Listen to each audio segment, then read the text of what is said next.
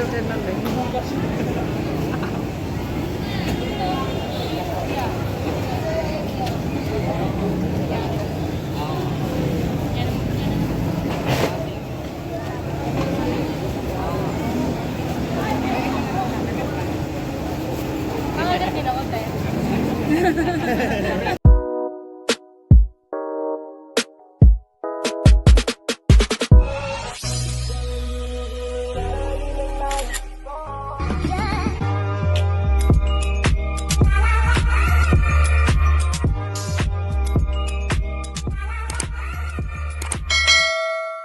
Guys, tingnan mo naman ang sikat na si Neneng B. Talagang pinipilahan talaga ang kanyang paninda na sandwich talaga. Sausage na sandwich na overload sa cheese. Kaya tara guys, tingnan natin at ating tikman ang nagbabiral na si Neneng B. Sa una guys, pinagmamasdan ko pa mga tao sa paligid ko at kung paano gawin ang kanilang paninda. So, ito nga, kasalukuyang nakikita natin kung paano nila piniprepare ang kanilang paninda na sausage at maraming cheese. So, andyan na nga si Neneng B, guys.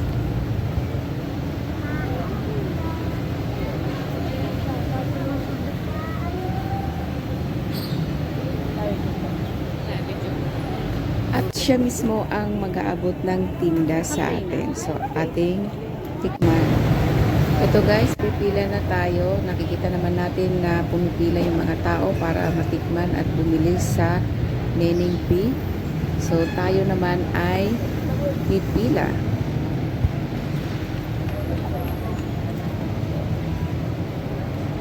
So, sa ngayon, yan ang nakapila. So, pipila din tayo. Time check tayo ngayon guys is 12 noon. So ganito na ang pila.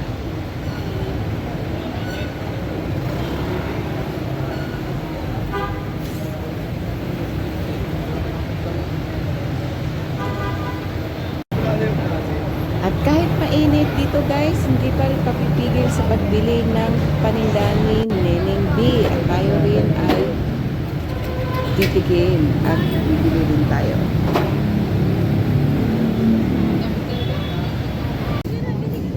Dito lamang yan sa Carriedo guys, sa Quiapo. Pagbaba mo pa lang ng LRT, makikita mo na konting lakad mo lang at makikita mo na ang pandang ito si Neneng B. Walking distance lang guys.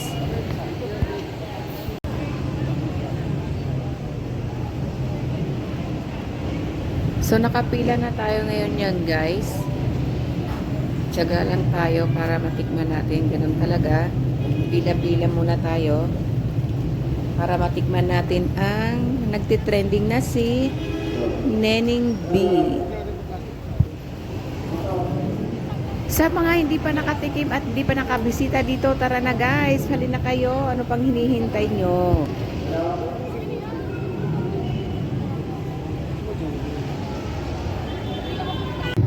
So, ayan nga tayo guys, konting tiis lang at malapit na tayo sa finish line. Makakatikim na rin tayo ng kanilang pagkain na sandwich overload sa cheese. Neneng B. So, ayan, malapit na.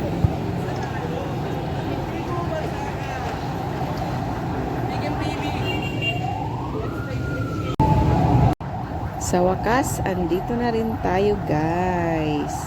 Konting tiyaga lang talaga. Pag bibili ka dito, talagang pipila ka. At pinipilahan talaga dito guys. Syempre naman.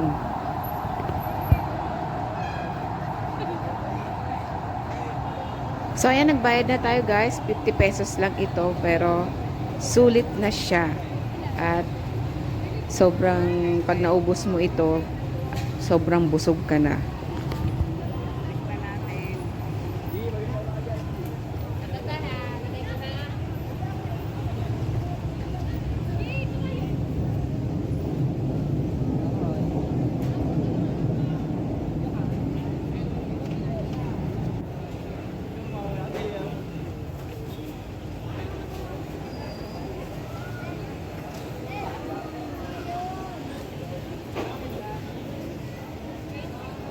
ganun eh.